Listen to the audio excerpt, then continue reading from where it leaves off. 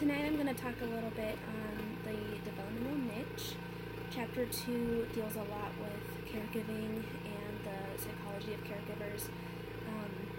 This is something my family has been in the midst of lately. My mom and I are the sole caregivers to my sister, who's been chronically ill for about 10 months now.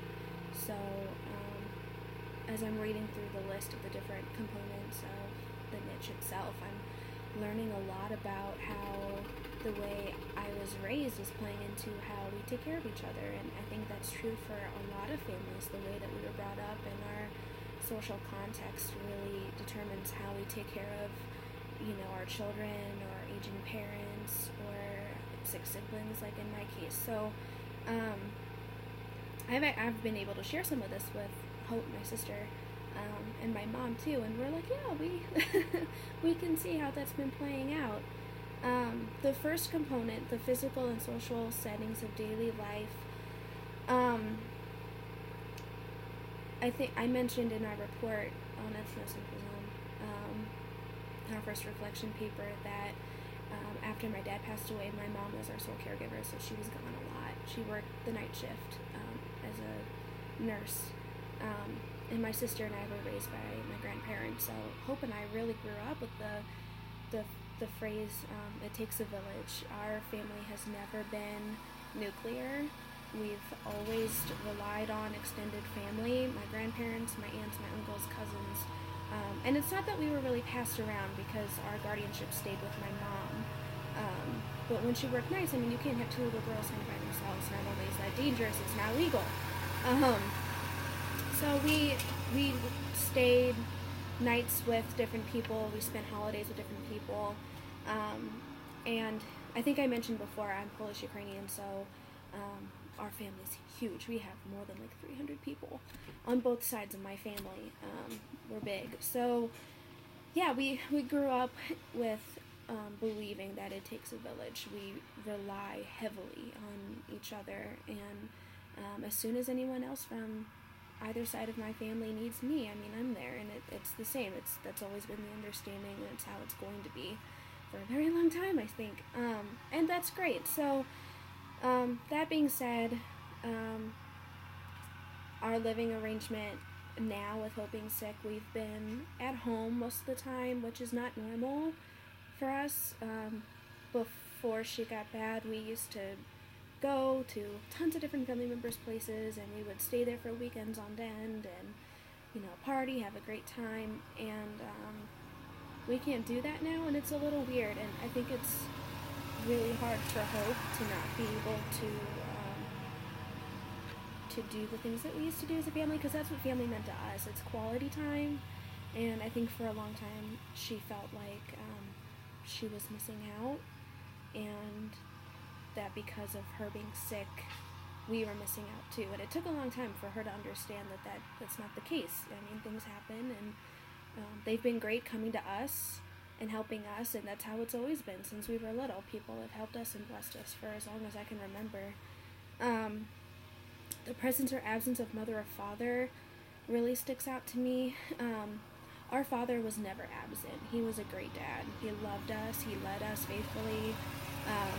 Supported everything that we did, and it wasn't until after he died that Mom became our sole caregiver financially. My grandparents have really blown me away with their generosity. They've helped me with purchasing a car. They helped me through college. They've helped me with things that most people don't have the privilege of knowing. And without them, I know I would not be where I am today in school.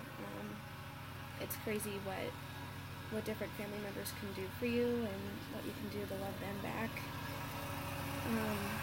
The role of siblings as caretakers, I think. So there's been changes in my life, and I don't want to talk too much about that, because I think, Hope's the one who's suffering. It's hard for caretakers too, but She's only 17, not till August she'll be 17, and a lot of her friends haven't been around visiting her, and it's hard for teenagers, I think, to know how to respond to a sick person or how to take care of a sick friend, because it brings up questions about your own mortality, and it's hard for a teenager, I think, but it's also hard for a teenager who's sick, who doesn't have friends that come around often. In my life, I haven't been able to go out and do much with my friends or coworkers. I've been taking care of Hope. When I go to work, my mom takes care of her, so we switch off with our work schedules with who's staying with who. But I think, as bad as it sounds, I really think had Hope not gotten sick, she and I would not be close. We used to fight like cat and dogs, and we did not get along. We said very hurtful things to each other, and then last year when she got sick, that changed everything. She's my best friend in the whole entire world. And I know for a fact that if I were to get sick the way that she is, I know she'd take care of me and drop everything for me. And I want to give her that. I want to give her the world if I can. So I think it's especially hard for little kids. At hospice, I've spent some time with a family who have 3 kids, the oldest of which is she has cancer.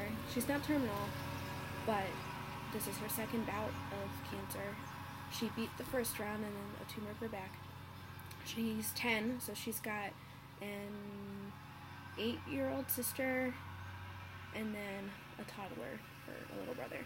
So caregiving looks different for little kids. You can't provide basic needs, like you can't bathe your sibling, you can't feed your sibling because you're too little. You're not physically capable of doing those things, but you care for them vicariously and you worry, and the stress manifests in children, in their grades, in the way that they treat their friends and their peers, how much they speak, how talkative they are with their parents and expressing their feelings.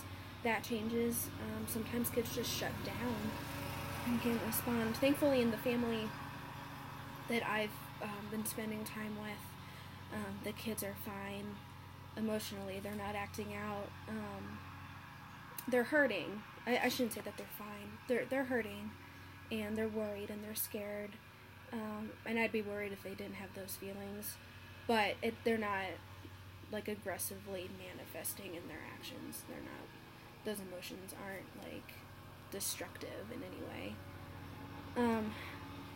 So the second component, customs of childcare and child rearing, I think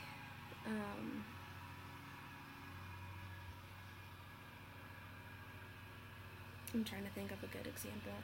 So our feeding, our eating practices is a big one. Mom, Hope, and I would always eat together for dinner and lunch. We would always eat together when we could. And now that Hope's been so sick, she can't walk by herself, so she has a hard time walking from the couch where she's been. It's like a hospital bed kind of set up. So her couch, she can't walk from there to the kitchen table to eat with us. So we've been setting up TV trays in the living room so we can still eat together. It's a little non-traditional, but we're still able to eat together and we talk, and if Hope's not feeling up to talking, we just sit there quietly and we eat, and that's fine too. It's just the principle of sitting together, spending time together, that's important to us. It always has been, and just because she's sick, we don't want her to feel like she can't have normal life anymore. The psychology of caretakers is another big one.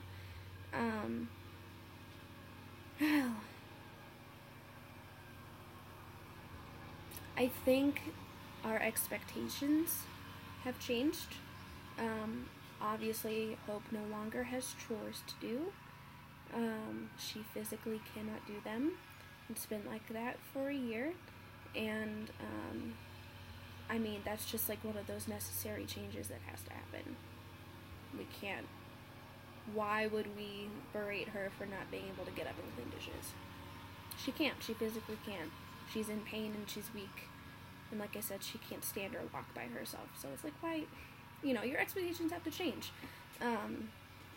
If I were working with a family, a group of caretakers at hospice, I wouldn't say it bluntly like that. I'm saying it that way because it's my family and I can talk like that. But if I were to talk to a family who's been harsh with a relative at our center, I would probably encourage them to sit down and make a list of the expectations that they had while their loved one was still well, and then make a new list of expectations that are more realistic, that their loved one could do without pain or without having to exert too much energy.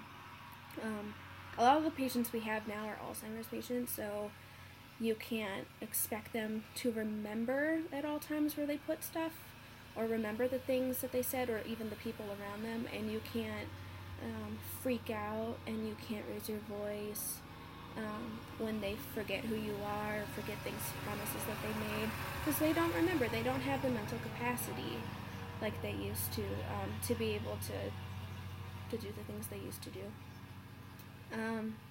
I think all of these come together, and they're important to understand personally for yourself, because things happen, life happens, people get sick, people you love, whether it's a spouse or a sibling or a friend or parents when they age. I mean, at some point you'll become a caretaker, or you'll know a caretaker, or you'll need caretaking assistance. At some point that happens in life, and I think it's important to understand all of these and internalize them and know what they mean to you.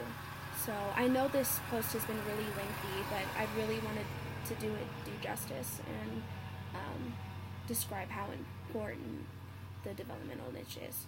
So I'm excited to read your posts, and I'll see y'all later.